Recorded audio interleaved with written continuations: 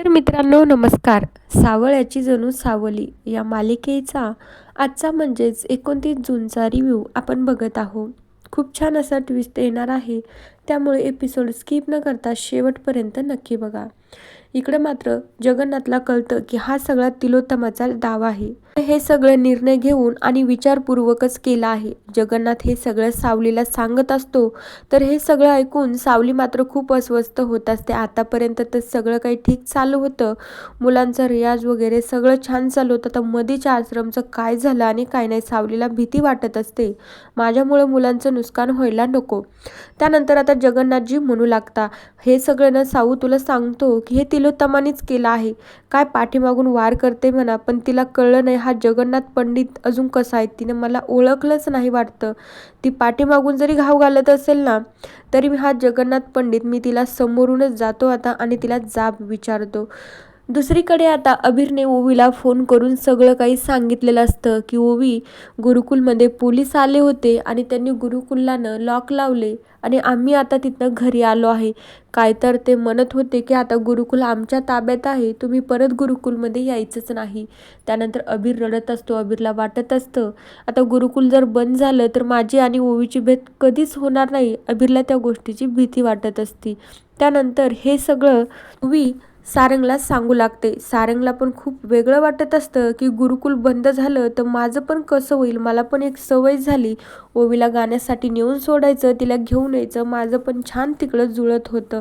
आता त्यानंतर सारंगला कळतं की आता गुरुकुलमध्ये पोलीस गेले, त्यांनी सगळी तपासणी केली आणि गुरुकुलला लॉक लावलं आहे. आता दुसरीकडे मात्र तिलोत्तमाला पण माहिती होतं या राजकुमारला नको म्हणलं तरी मात्र त्या गुरुकुलमध्ये जाऊन त्यांनी सेल लावलंय, म्हणजेच गुरुकुल आता बंद केलंय. तिथे पोलीस घेऊन गेला. काय तर म्हणे हे गुरुकुल आमच्याच नावावर आहे आणि या जगन्नाथने त्याला हडप केला आहे. असा मात्र खोटा त्याने आरोप जगन्नाथजीवर केला आहे. तिलोत्तमा खूप घाबरते. मोनिका सोबत बोलत असते. म्हणू लागते, आता या राजकुमारला मी एक नाही मी 1000 वेळेस सांगितलं आहे की तू त्या गुरुकुलच्या नादी लागू नको. मी तुला आपल्या देखील कंपनीतून काढून टाकेल, तू रस्त्यावर येशील. तरीही त्यांनी माझं ऐकलं नाही. त्याला मी सांगितल्याच्या नंतर पण त्यांनी नको करायला होतं ना. त्यानंतर आता तिलोत्तमा असे म्हणू लागते की त्यांनी ना आता डायरेक्ट जगन्नाथजीच्या साम्राज्याला हात लावलाय आणि जगन्नाथ कोणत्या टोकाचं पाऊल उचलेल ना, हे तर मला आता माहीतच नाही. मोनिका फक्त मान हलवत तिकडे तिकडे बघत असते. तर तिलोत्तमा खूप घाबरून म्हणू लागते की मोनिका, मला तर असं भासतंय, मला असं वाटतंय आता ना खूप मोठं वादळ येणार आहे. आणि तिलोत्तमा मोनिकाला हे सगळं सांगत असते. तितक्यात वेळात दारावर मात्र जगन्नाथ येतो आणि तिलोत्तमा मोठ्याने ओरडून तिला आवाज देत असतो. इतक्या वेळात ती मोनिका आणि तिलोत्तमा खूप घाबरून जाता. पण तिलोत्तमा जगन्नाथजीच्या समोर जाते ना, तेव्हा एकदम धाडशीनं जाते की तिनं जसं काही केलंच नाहीये. डायरेक्ट सगळा काय आरोप ती त्या राजकुमारवर टाकून देत असते. पण जगन्नाथ कुठे ऐकायला तयारच नसतो. जगन्नाथ म्हणू लागतो, तिलोत्तमा, तू जे काही केलं आहे ना, ते मला अजिबात आवडलेलं नाही. तू अजिबात बरोबर केलेलं नाही. तिलोत्तमा फक्त जगन्नाथजीकडे बघत असते. तर ती मोनिका जास्तच घाबरून जाते. तर जगन्नाथ म्हणू लागतो, काय ग तिलोत्तमा, तुला इतकाच खंजीर खुपसायचा होता तर डायरेक्ट समोरून तू वार का केला नाही. असं पाठीमागून खंजीर कोणी खुपसतं का, आणि असं करताना तुला लाज नाही वाटली का. तिलोत्तमा धाडसीनं विचारू लागते, काय रे, आणि कुणी पाठीमागे खंजीर खुपसलाय सांग ना, तू का मी. अरे तुला तर मी म्हणलं होतं ना, तुझी लेक आणि तू अजिबात आमच्या घरामध्ये माझ्या मुलाच्या आयुष्यामध्ये ढवळाढवळ करायची नाही. तरी तू ऐकलं का. मग का तुझी मुलगी ती तसं करते. तर जगन्नाथ सावलीचं नाव घेतल्यामुळे तर जास्त चिडतो. म्हणू लागतो, तिलोत्तमा, माझ्या लेकीला मध्ये आणायचं नाही, तिचं नाव पण घ्यायचं नाही. मी तुला आत्ताच नाही, मी तुला पाठीमागे पण बजावून सांगितलेलं होतं. आणि तिचं याच्यामध्ये काय आहे, आपलं वेगळंच बोलणं चालू आहे, माझ्या साऊचं मध्ये का नाव घेते तू. जगन्नाथ खूप भडकलेला असतो. तर जगन्नाथ म्हणू लागतो, आता तू जे काही कारवाई चालू केली आहे ना, ती आत्ताच्या आत्ताच बंद करायची. पण तिलोत्तमाला काही कळतच नसतं. तितक्या वेळात अमृता देखील हा आवाज ऐकून तिथे येऊन थांबत असते. जगन्नाथ म्हणू लागतो, इकडचा तिकडचा विचार न करता माझ्या गुरुकुलवर जी काही कारवाई चालू आहे, माझ्या गुरुकुलला सेल लागला आहे, ते तुला कसं थांबवता येईल ना त्याचा विचार कर, आणि ते कसं काढता येईल ना त्याचा विचार कर. तितक्या वेळात तिलोत्तमा म्हणू लागते, अरे जगन्नाथ थोडासा थांब, मला बोलायचा तरी चान्स दे. नंतर जगन्नाथ शांत बसतो तर तिलोत्तमा म्हणू लागते, अरे जगन्नाथ तुला काय वाटतंय मी हे सगळं केलं असेल? अरे मी याच्यातलं काही केलं नाही आणि मला काही माहिती नाही. हे सगळं ना त्या राजकुमारने केलं आहे.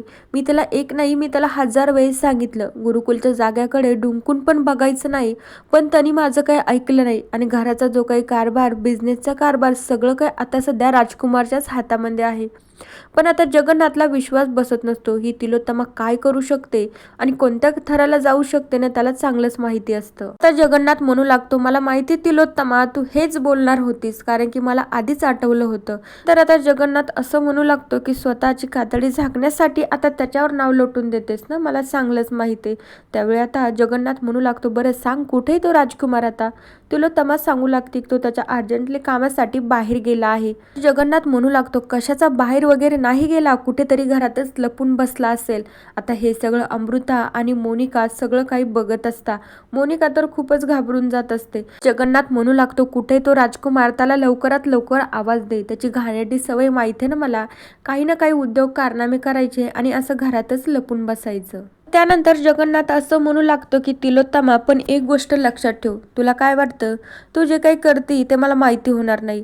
तू एक पाऊल चालत असेल ना तर तुझ्या पुढे मी 10 पावलं विचार करून चालतो. तर चालायची सुरुवात जरी तू केली असेल ना, शेवट मात्र याचा मीच करणार आहे.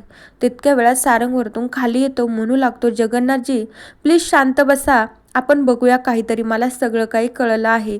त्यानंतर जगन्नाथ म्हणू लागतो, सांग ना मग कुणी केलं आहे? त्या वेळात आता सारंग शांत बसतो, त्याला काही माहीतच नसतं. तितक्या वेळात जगन्नाथ तिलोत्तमाला म्हणू लागतो, तू माझ्या विरोधात जाऊन ही खूप मोठी चूक केली आहे बघ, याचे परिणाम पण खूप वाईट असतील बरं का. त्यानंतर आता जगन्नाथ तिथं रागातच निघून जातो. तर मोनिका अमृता खूप घाबरते. सारंगला कळत नसतं आता नेमकं काय करायचं. तर तिलोत्तमा जगन्नाथला थांबवण्यासाठी आवाज देत असते. तर मित्रांनो, बघूया आता उद्याच्या भागामध्ये आपल्याला काय बघायला मिळतं. तोपर्यंत या मालिकेच्या पुढील भागांच्या अपडेट्ससाठी आपल्या चॅनलला नक्की सबस्क्राईब करा. So bye.